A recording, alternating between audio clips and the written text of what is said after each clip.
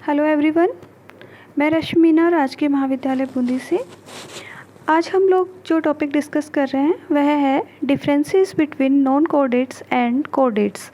यह topic BSc part first paper first से लिया गया है। सबसे पहले नॉन कोऑर्डिनेट्स में हम प्रोटोजोआ से लेकर हेमी कोऑर्डिनेटा तक के जितने भी फाइलम हैं उसमें आने वाले सभी जीवों को हम नॉन कोऑर्डिनेट्स में रखते हैं। Protozoa, porifera, coelenterata, cnidaria, helminthes, annelida, mollusca, arthropoda, ये सारे के सारे नॉन कोऑर्डिनेट्स हैं। सेकंड है कोऑर्डिनेट्स। कोऑर्डिनेट्स में हम जो फिशेस हैं, एम्फीबियंस, रेप्टाइल्स, बर्ड्स और मैमल्स को कोऑर्डिनेट्स के अंदर रखते हैं। इनमें अगर हम डिफरेंसेस देखें तो सबसे पहले जो बेस है, पिछली जो क्लास हुई थी उसमें हमने देखा था कि जब भी क्लासिफिकेशन किया जाता है तो कुछ आधार लिए जाते हैं, जैसे सिमेट्री एक आधार होता है, सीलोम की प्रेजेंस एब्सेंस, और इसके अलावा बॉडी लेवल ऑफ ऑर्गेनाइजेशन क्या किस तरह का है, और इस तरह की काफ़ी चीज़ें हमने पिछली क्लास में देखी थी।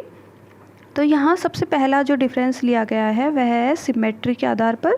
तो जो नॉन कोऑर्डिनेट्स होते हैं, जैसे हमने प्रोटोजोआ में देखा था, ये में अमीबा है। अमीबा कैसा होता है? इरेगुलर।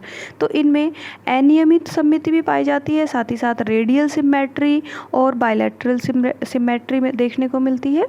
जबकि जो कोऑर्डिनेट्स होते हैं इनमें ओनली बायलैटरल सिमेट्री होती है। बायलैटरल सिमेट्री का मतलब होता है कि जब हम किसी जीव को सिर्फ किसी एक स्पेसिफिक प्लेन से जब कट करते हैं तो वह 2 इक्वल पार्ट्स में डिवाइड हो जाता है। इसे हम द्विपार्श्वीय सममिति कहते हैं, जो कि कोऑर्डिनेट्स में देखने को मिलती है। सेकंड है विखंडन के आधार पर। तो जो नॉन कोऑर्डिनेट्स हैं इनमें द्विविखंडन अनुपस्थित होता है। अवास्तविक विखंडन या वास्तविक विखंडन यहाँ देखने को मिलता है, जबकि कोऑर्डिनेट्स में ओनली वास्तविक विखंडन ही देखने को मिलता है। नेक्स्ट जो डिफरेंस है, थर्ड डिफरेंस, ये है नोटोकॉर्ड। जो मेन हम कहें नॉन कोऑर्डिनेटा और कोऑर्डिनेटा का जो मेन डिफरेंस है वह है कि जो कोऑर्डिनेट्स होते हैं उनमें जीवन की किसी न किसी अवस्था के अंदर नोटोकॉर्ड उपस्थित होती है, उन्हें हम कोऑर्डिनेट्स कहते हैं, और जिन जीवों में ये अनुपस्थित होती है उन्हें हम नॉन कोऑर्डिनेट्स के नाम से जानते हैं। नेक्स्ट है फोर्थ नंबर जो डिफरेंस यहाँ है कि जो सेंट्रल नर्वस सिस्टम है उसकी पोजीशन क्या होगी। तो जो नॉन कोऑर्डिनेट्स हैं इनके अंदर ये वेंट्रल सरफेस पे प्रेजेंट होता है, जबकि जो कोऑर्डिनेट्स हैं इनके अंदर मिड डोर्जल सरफेस पे ये प्रेजेंट होता है। नॉन कोऑर्डिनेट्स में जो सीएनएस है वह सॉलिड टाइप का होता है और कोऑर्डिनेट्स में यह नालवत होता है। नेक्स्ट है जो गिल स्लिट्स हैं, नॉन कोऑर्डिनेट्स में गिल स्लिट्स का पूर्ण अभाव होता है, और जो कोऑर्डिनेट्स हैं इनके अंदर जीवन की किसी न किसी अवस्था में केवल भ्रूण में, सॉरी फॉर द डिस्टर्बेंस, यहाँ पे हम पढ़ रहे हैं गिल स्लिट्स के बारे में। तो नॉन कोऑर्डिनेट्स में हम देखते हैं कि जो गिल दरारें होती हैं इनका पूर्ण अभाव होता है, जबकि जो कोऑर्डिनेट्स हैं इनमें जो जीवन की किसी न किसी अवस्था में या ओनली भ्रूण में, एम्ब्रियो में हमें गिल दरारें देखने को मिलती है। नेक्स्ट डिफरेंस है इसके अंदर कि जो नॉन कोऑर्डिनेट्स होते हैं इनमें पश्चगुदा या पुच्छ अनुपस्थित होती है, जबकि जो कोऑर्डिनेट्स होते हैं इनके अंदर पेशीय पश्चगुद व पुच्छ उपस्थित होती है। ये हम कह सकते हैं कि ये जो दोनों स्ट्रक्चर है, एक तो नोटोकॉर्ड वाला और एक गिल स्लिट्स वाला, ये दोनों ही कोऑर्डिनेट्स में किसी न किसी अवस्था में हमको ये जो स्ट्रक्चर्स हैं वो देखने को मिलती है। नेक्स्ट है यहाँ पे जो जर्मिनल लेयर है उसके बेस पे डिफरेंस किया गया है। तो जो नॉन कोऑर्डिनेट्स होते हैं ये ओनली द्विजन स्तरीय या त्रिजन स्तरीय या इनके अंदर जो जनन स्तर है इनका अभाव होता है। जनन स्तर के बारे में हम पहले पढ़ चुके हैं। ये 3 तरह के जनन स्तर होते हैं। एक तो होता है एक्टोडर्म, दूसरा एंडोडर्म, तीसरा मीजोडर्म। ये तीनों जो लेयर्स हैं ये मिलकर के जीव में जितने भी उपस्थित ऊतक या अंग हैं उन सब का निर्माण करते हैं। जबकि जो कोऑर्डिनेट्स होते हैं, अभी हमने देखा नॉन कोऑर्डिनेट्स में या तो अभाव होगा या हम कह सकते हैं डिप्लोब्लास्टिक हो सकते हैं या ट्रिप्लोब्लास्टिक, जबकि जो कोऑर्डिनेट्स हैं ये ओनली ट्रिप्लोब्लास्टिक होंगे। मतलब यहाँ पे तीनों तरह की जर्म लेयर्स आपको देखने को मिलेंगी। नेक्स्ट है यहाँ पे डिफरेंस कि जो अभी हमने देखा था कि बॉडी ऑर्गेनाइजेशन किस तरह का होगा, तो जो नॉन कोडेट्स हैं ये प्रोटोप्लाज्म से लेकर ऑर्गन सिस्टम लेवल तक का इनके अंदर बॉडी ऑर्गेनाइजेशन देखने को मिलता है। तो यहाँ पे कौन कौन सी चीज़ें आ गई, एक तो देखिए प्रोटोप्लाज्मिक टाइप के, जो कि कौन होते हैं, प्रोटोजोआ। तो प्रोटोजोआ का जो शरीर होता है वो सिर्फ एक प्लाज्मिक मेम्ब्रेन के अंदर घिरा हुआ होता है। और वहीं दूसरी तरफ देखें हम, इसके बाद जैसे पोरीफेरा आता है, तो पोरीफेरा में सेलुलर ग्रेड टाइप का होता है, यहाँ लेबर डिवीजन देखने को मिलता है। जो कोशिकाएं होती है वो श्रम विभाजन के उनमें देखने को पाया जाता है। इसके बाद में हम ऑर्गन देखते हैं, यहाँ पे क्या होता है, टिश्यू ग्रेड सिस्टम। तो जो सेल्स होती हैं वो टिश्यू में कन्वर्ट हो जाती हैं, मिलकर के टिश्यू बनाती हैं, और टिश्यू मिलकर के अंग बनाते हैं। तो यहाँ तक का जो ऑर्गेनाइजेशन है वो इनके अंदर देखने को मिलता है नॉन कोडेट्स में। जबकि जो कोडेट्स होते हैं ये जो क्या होते हैं, थोड़े और डेवलप्ड होते हैं। तो इनके अंदर ओनली ऑर्गन सिस्टम टाइप का बॉडी ऑर्गेनाइजेशन देखने को मिलता है।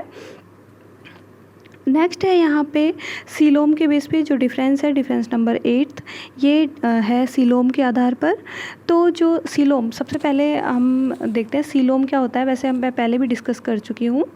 तो जो बॉडी वॉल और एलिमेंट्री कैनाल के बीच में जो कैविटी पाई जाती है उसे हम जानते हैं सीलोम के नाम से, या हिंदी में कहें गुहा के नाम से।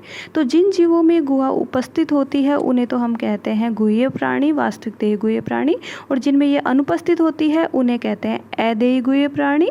और एक और टाइप होता है वो होता है आभासी देह गुहा वाला या स्यूडोसिलोमेटिक।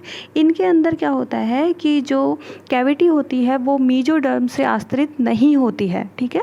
जो कैविटी है, यहाँ पे कैविटी होगी लेकिन वो मीजोडर्म से आश्रित नहीं होगी। तो इस तरह के जो एनिमल्स हैं उनको हम बोलते हैं स्यूडोसिलोमेटिक एनिमल्स। जैसे इसका एग्जांपल है एस्के एल्मंथीज जो होते हैं वो कैसे होते हैं, स्यूडोसिलोमेटिक टाइप के।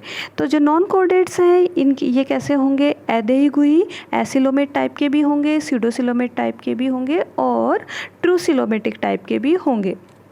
लेकिन जो कोडेट्स हैं ये ओनली ट्रूसिलोमेटिक टाइप के होंगे। इनमें जो बॉडी वॉल और एलिमेंट्री कैनाल है उनके बीच में कैविटी इनके अंदर प्रेजेंट होगी। नेक्स्ट है हर्ट की पोजीशन।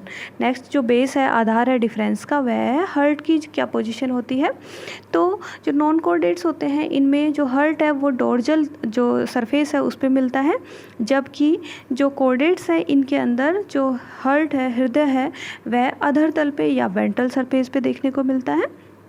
नेक्स्ट है जो पिगमेंट है, ब्लड पिगमेंट, उसके आधार पर। तो यहाँ पे जो नॉन कोडेट्स है इनमें हीमोग्लोबिन या अन्य श्वसन रंजक रुधिर के प्लाज्मा में घुले हुए रहते हैं, जबकि जो कोडेट्स हैं उनके अंदर जो हीमोग्लोबिन है वह कहाँ मिलता है, आरबीसी के अंदर मिलता है, ठीक है। तो ये भी एक डिफरेंस है इसके अंदर।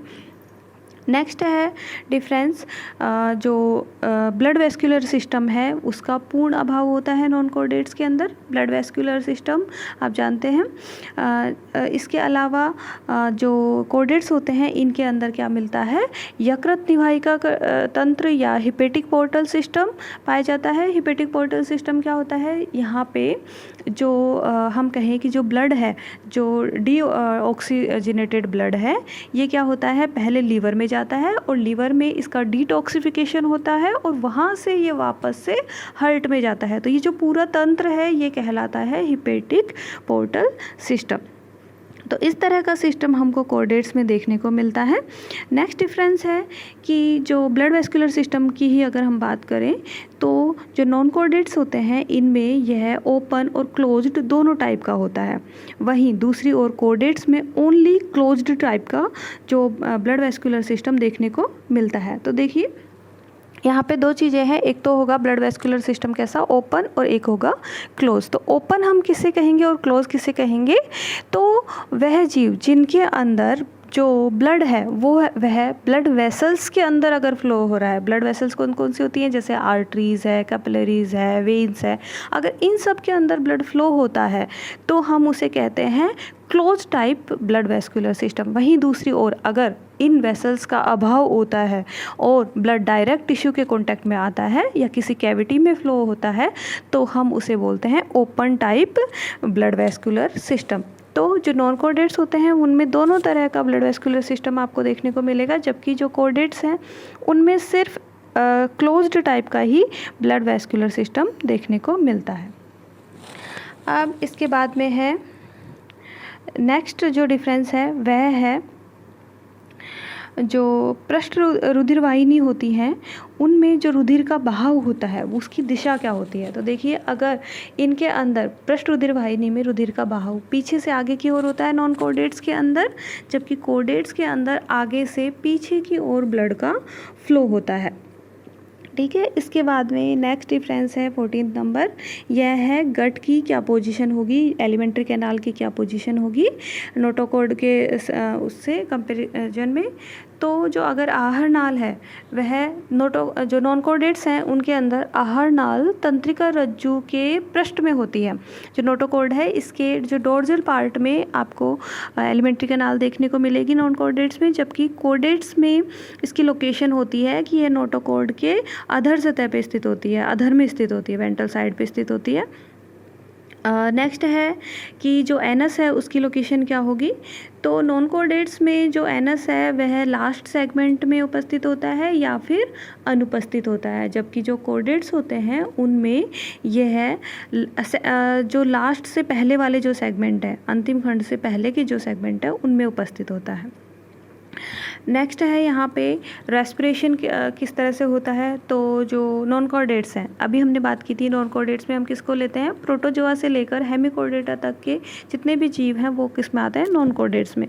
तो इनमें जो रेस्पिरेशन होता है वो जनरली किससे होगा, बॉडी सरफेस से होगा या फिर गिल्स से होगा या फिर ट्रैकिया से देखने को आपको मिलता है। जबकि जो कोडेट्स हैं जिनमें हम किसको लेते हैं, फिशेस से लेकर के मैमल्स तक के जो जीव होते हैं वो कोडेट्स में आते हैं। तो इनमें जो रेस्पिरेशन होता है वो गिल्स से होता है या फिर लंग्स के द्वारा होता है।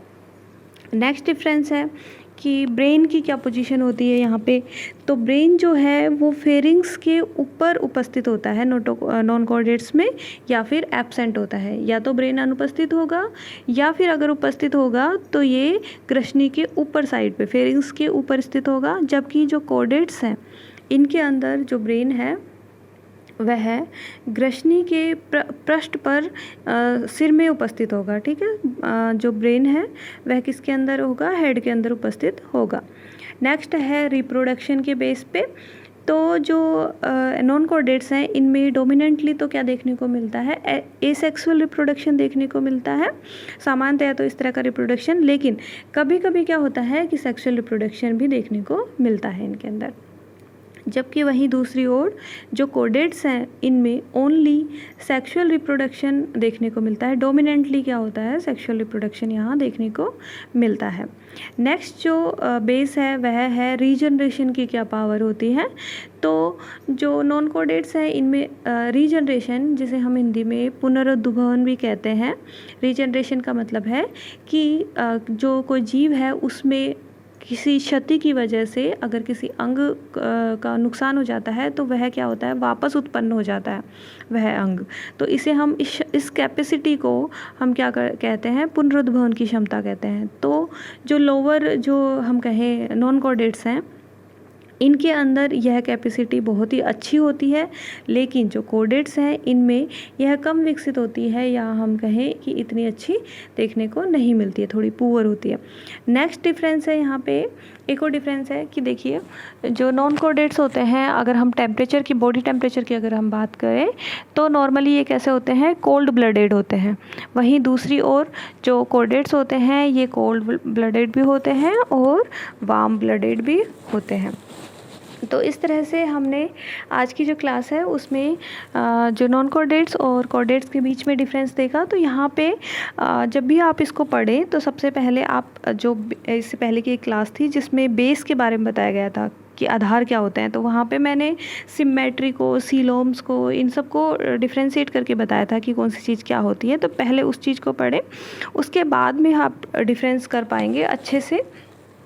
और इसके अंदर जो डिफरेंस है, तो अगर आपको बहुत ही छोटा क्वेश्चन आता है, ये तो क्या हो गया पूरा, अगर जो पूरे डिफरेंस की अगर हम बात करें तो काफ़ी बड़े क्वेश्चन का आंसर है। लेकिन अगर आपको 2 मार्क्स का अगर छोटा क्वेश्चन पूछा जाता है तो आपको जो मेन डिफरेंस है, जैसे नोटोकॉर्ड की प्रेजेंस एब्सेंस आपको बतानी है, नर्व कॉर्ड के बारे में बताना है, तो जो बेसिक इसके डिफरेंस है इन्हीं को बताना है। बाकी पूरा जो अगर बड़ा क्वेश्चन होता है तो उसमें आप बाकी सारे के सारे डिफरेंस लिखेंगे। Thank you.